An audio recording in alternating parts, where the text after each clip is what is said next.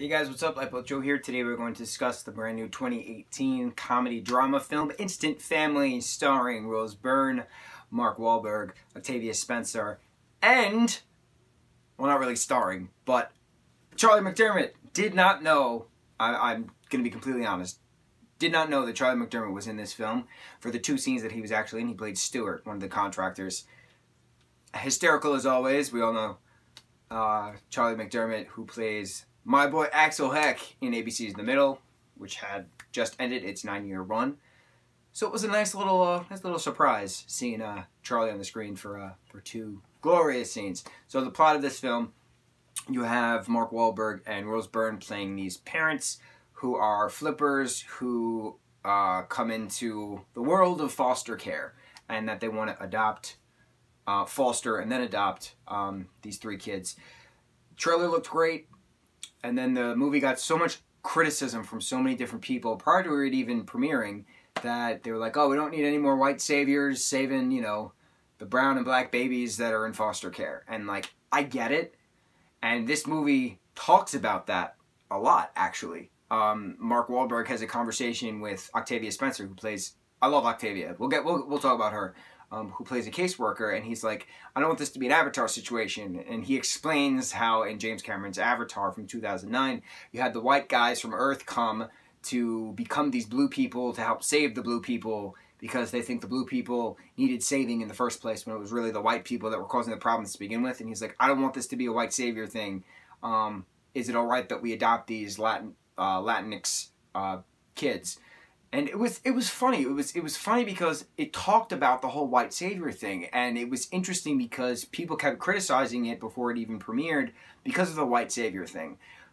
But the movie talks about it, and it wasn't glorifying any white savior thing. It was just this couple, and the symbolism in this film was phenomenal. These house flipping couple, which is also based on a true story, were trying to fix up and make a home out of the house that they were flipping, and doing the same thing with themselves internally with these kids that needed that place to stay, that needed a family to be a part of.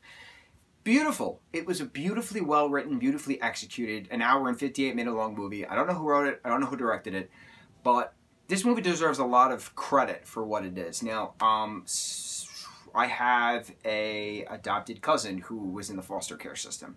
So I kind of know a little bit about the system, a teensy bit. Not a lot of it, but a teensy bit. And I thought it was nice seeing this in a film. Like, we have the show Fosters on Freeform, which has been on for many, many seasons, many, many years, which is doing phenomenal in ratings, and it's a very moving and powerful show. But we haven't really seen movies with this kind of message to it. And it's interesting because there was a lot of comedy, but there was a lot of drama, and there was a lot of real moments. And you had Joan Cusack just pop up randomly at one point, hilarious, witnessing a very real moment. And it was very well executed. Equal balance comedy, equal balance drama. I have nothing bad to say about this film. It tackled a lot of real world issues within the foster care system, within, you know, difference of diversity in general. I loved this movie. Now, Octavia Spencer, because I've praised Rose Byrne a billion times. Mark Wahlberg is Mark Wahlberg, right? He does many, many wonderful films. Stand-up dad. Octavia Spencer has done so much, and the only reason I saw Shape of Water was because Octavia Spencer was in it, to be completely honest.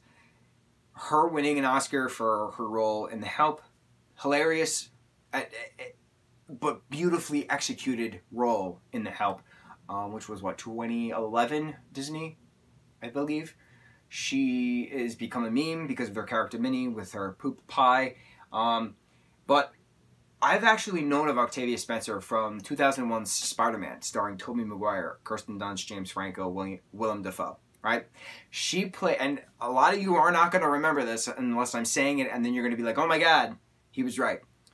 When Peter Parker signs up for the wrestling match, she is the person sitting at the table checking everyone in, and she does the kind of thing, and that was her first sassy character that I remember. She could have done films prior to that, but I think that was one of her very first films, and a first mainstream film nonetheless. She was what? That was like a 30-second little scene, but she did such a great job, and then she's gotten the sassy character consistently. And then she won an Oscar for her sassy character. That is a woman who has earned so much respect and praise from me because of her talent as an actress.